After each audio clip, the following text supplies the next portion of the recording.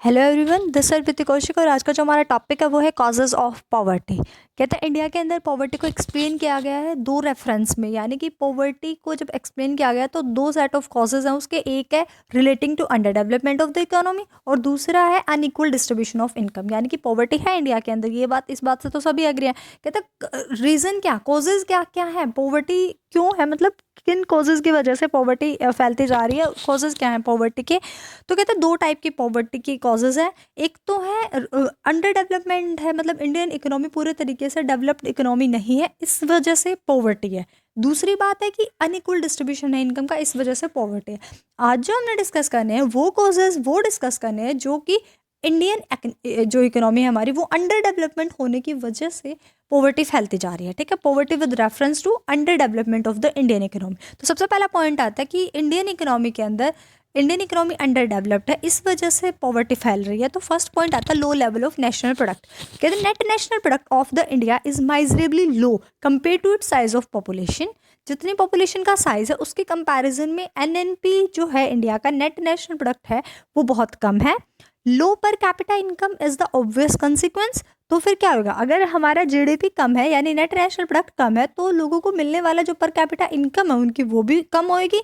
The per capita income of the country falls in the category of poorest countries according to UNO norms. और UNO norms के according जब देखा गया तो जो कंट्री हमारी सबसे पुअरेस्ट कंट्री के अंदर आ रही है, पर कैपिटा इनकम बहुत कम है, और जिन कंट्रीज़ के कम होते हैं उनमें से एक यानी सबसे पुअरेस्ट कंट्रीज़ हमारे इंडियन इकोनॉमी को भी काउंट किया गया है ऐसी इनकम के अंदर जिसकी मतलब कि जिसकी पर कैपिटा इनकम जो है कम है। सेकंड पॉइंट आता है लो रेट ऑफ ग्रोथ।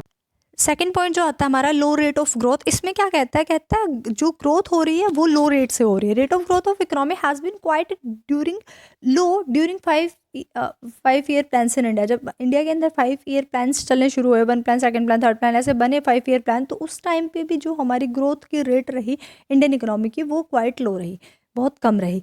जो पीरियड है प्लानिंग का, ग्रोथ रेट जो जीडीपी की हुई वो 5% हुई। ओविंग टू नियरली 2% ग्रोथ हुई पॉपुलेशन के अंदर, पर कैपिटा इनकम हुई 3% ओनली, यानी 2% पॉपुलेशन में ग्रोथ हुई जबकि इनकम के अंदर 3% ग्रोथ हुई और जीडीपी ग्रोथ के अंदर हमारी केवल 5% की ग्रोथ हुई। थर्ड पॉइंट में कहता है heavy pressure of population. Population का प्रेशर बहुत ज़्यादा है। पॉवर्टी का रीज़न ये भी है क्योंकि जो पॉपुलेशन इतनी ज़्यादा है कि जितने हमें चाहिए, मतलब कि जितना हमारा प्रोडक्ट आ रहा है, जीडीपी हमारा आ रहा है, gross domestic product, net national product, उसको यानी कि खाने के लिए बहुत सारे लोग बैठे हैं, यानी कि चाहिए बहुत सारे लोगों को लेकिन चीज़ें कम है। तो चीज़ें कम है यानी रिसोर्सेज केयर है, या फिर हम ये कहें कि वोट्स तो अनलिमिटेड है लोगों की लेकिन रिसोर्सेज लिमिटेड है। ऐसे ही बात ऐसी है कि पॉपुलेशन तो हमारी अनलिमिटेड होती जा रही है, हैवी प्रेशर होता जा रहा है पॉपुलेशन का, लेकिन सबको ईजिली अवेलेबिलिटी नहीं हो रही, बेसिक नीड्स भी अवेलेबल नहीं हो रही, इसीलिए पॉवर्टी बढ़ती जा रही है। तो पॉपुलेशन ज़्यादा होने की वजह से पॉवर्टी बढ़ रही है। फोर्थ पॉइंट में कहते हैं इन्फ्लेशनरी स्पायरल।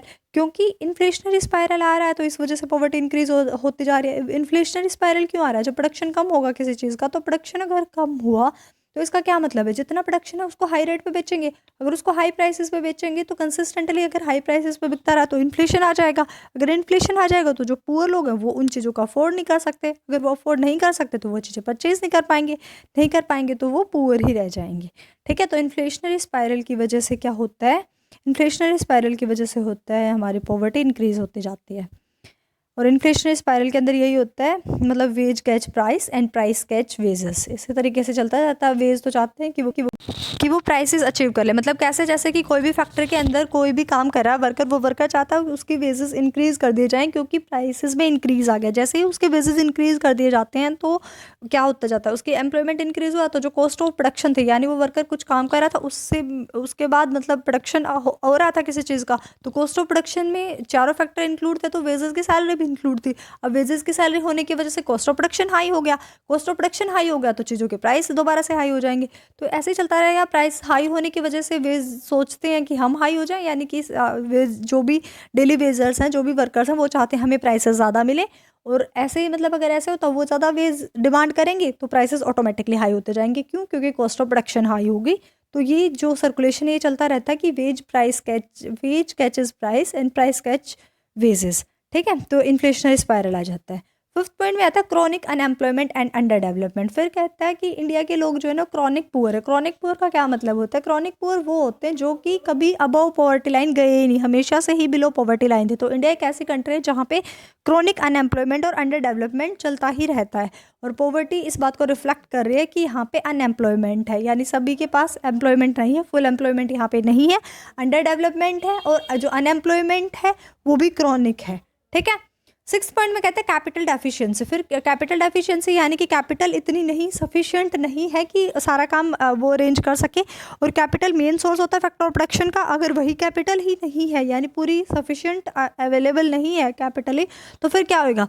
कैपिटल अवेलेबल नहीं होगी तो प्रोडक्शन कैपेसिटी हम अच्छी नहीं कर सकते। कहता है कि लैक ऑफ कैपिटल है तो it means low level of production capacity, और अगर लो लेवल ऑफ प्रोडक्शन कैपेसिटी तो लो लेवल ऑफ एम्प्लॉयमेंट, और अगर एम्प्लॉयमेंट कम है तो पॉवर्टी। तो कहता है ऐसे ही ये भी सर्कल बन जाता है कि कैपिटल कम होने की वजह से, कैपिटल हम ज़्यादा नहीं लगा सकते, यानी पैसा ज़्यादा नहीं लगा रहे, पूंजी ज़्यादा नहीं लगा रहे, तो प्रोडक्शन कैपेसिटी हमारी लो लेवल की रह जाएगी। और अगर प्रोडक्शन कैपेसिटी लो लेवल की रहेगी तो एम्प्लॉयमेंट हम कम लेवल पे देंगे। कम लेवल पे अगर एम्प्लॉयमेंट मिलेगा तो ऑटोमेटिक सी बात है कि पॉवर्टी चलती चली जाएगी, लोगों को एम्प्लॉयमेंट नहीं मिला, इट मीन्स पॉवर्टी फैलती जा रही है। सेवंथ पॉइंट में कह रहा है lack of able and efficient entrepreneurs. जो एंटरप्रेन्योर्स है यानी कि जो अपने बिजनेस को सेटअप करे बैठे हैं, वो एंटरप्रेन्योर्स एबल, उनकी इतनी एबिलिटी नहीं है कि वो एंटरप्रेन्योर बनने के काबिल नहीं है, पहली बात। दूसरी बात, वो इतने एफिशिएंट भी नहीं है कि वो अपने काम को मैनेज कर सकते हैं। अगर ऐसी बात है तो इट मीन्स क्या है? अगर स्किल्ड और एफिशिएंट एंटरप्रेन्योर्स लगे ही नहीं हुए तो इसका ये मतलब है कि प्रोडक्शन एक्टिविटी फेल हो जाएगी और वो इतने एफिशिएंटली काम नहीं कर पाएगी। और अगर वो एफिशिएंटली काम नहीं कर पाएगी मतलब एम्प्लॉयमेंट प्रोवाइड नहीं करा पाएगी तो अगेन पॉवर्टी आएगी। एट्थ पॉइंट में कहता है आउटडेटेड सोशल इंस्टीट्यूशन। कहता पुराने जो सोशल इंस्टीट्यूशंस हैं वो अभी भी मतलब ट्रेडिशनल और इंस्टीट्यूशंस में अभी भी लगे हुए हैं, जैसे कि कास्ट सिस्टम है, जॉइंट फैमिली सिस्टम है, तो अब वो अभी पुराने अपने ट्रेडिशंस को नहीं छोड़ रहे, पुराने जो भी उनके लगे हुए रीति रिवाज हैं उनको वो नहीं इग्नोर करना चाह रहे, तो इस वजह से भी पॉवर्टी इंक्रीज होती जा रही है। नाइन्थ पॉइंट में कह रहा है लैक ऑफ इंफ्रास्ट्रक्चर। और इंफ्रास्ट्रक्चर जो है इकोनॉमिक इंफ्रास्ट्रक्चर चाहे है हमारा सोशल इंफ्रास्ट्रक्चर, दोनों ही अंडर डेवलप्ड है। इकोनॉमिक इंफ्रास्ट्रक्चर के अंदर मैंने पहले भी बताया हुआ है कि इकोनॉमिक इंफ्रास्ट्रक्चर के अंदर इकोनॉमी से रिलेटेड आते हैं। जैसे इकोनॉमिक इंफ्रास्ट्रक्चर के अंदर क्या आ जाएगा हमारा, इसमें उल्टा लिख रखा है शायद, हाँ जी, इकोनॉमिक इंफ्रास्ट्रक्चर के अंदर हमारे रोड्स आएंगी, ब्रिजेस आएंगी, ठीक है, ट्रांसपोर्ट आएगा, कम्युनिकेशन आएगा, और सोशल इंफ्रास्ट्रक्चर के अंदर हमारी हेल्थ एजुकेशन आ जाएगी। ठीक है, तो कहते हैं दोनों के दोनों ही हमारे इंफ्रास्ट्रक्चर अभी अंडर डेवलप्ड पड़े हैं और इन्हीं की वजह से पॉवर्टी जो है दिन पर दिन इंक्रीज होते जा रही है। अगर हम इनको डेवलप कर दें इंफ्रास्ट्रक्चर को तो चांसेस है हमारी क्या हो जाए, पॉवर्टी खत्म हो जाए। तो ये जितने भी फैक्टर्स हमने पढ़े वो सारे पॉवर्टी से रिलेटेड थे, यानी पॉवर्टी के कॉजेज थे, लेकिन किसके रेफरेंस में थे? Under development of the Indian economy, यानी इंडियन इकोनॉमी अभी अंडर डेवलप्ड पड़ी है, उस टाइम पे पॉवर्टी होने के रीज़न ये है। कल नेक्स्ट वीडियो में हम डिस्कस करेंगे कि जो पॉवर्टी फैलती है वो भी किस वजह से, अनइक्वल डिस्ट्रीब्यूशन ऑफ इनकम का अनइक्वल डिस्ट्रीब्यूशन होने की वजह से फैलता है, उसके बारे में डिस्कस कल करेंगे हम। आज हमने डिस्कस जो किया वो इंडियन इकोनॉमी के अंडर डेवलप्ड होने की वजह से, यानी कि पूरे तरीके से डेवलप्ड इकोनॉमी नहीं है, इस वजह से पॉवर्टी फैली हुई है, और उसके हमने 9 रीज़न डिस्कस किए। फर्स्ट था लो level of national product, second low rate of growth, third one is heavy pressure of population, fourth one is inflationary spiral, fifth is chronic unemployment and underdevelopment, sixth point capital deficiency, seventh is lack of able and efficient entrepreneurs, eighth one outdated social institution, and ninth था हमारा lack of infrastructure. तो हमने एक एक करके सारे points discuss किया। I think आप सबको क्लियर हो गया होगा, जिसकी कोई भी क्वेरी रहेगी तो कमेंट सेक्शन में पूछ लीजिएगा। ठीक है, आज के लिए इतना ही। Hope you like it, thanks for watching, like share comment and subscribe. Preeti Kaushik classes, bye bye, take care, keep watching, stay connected.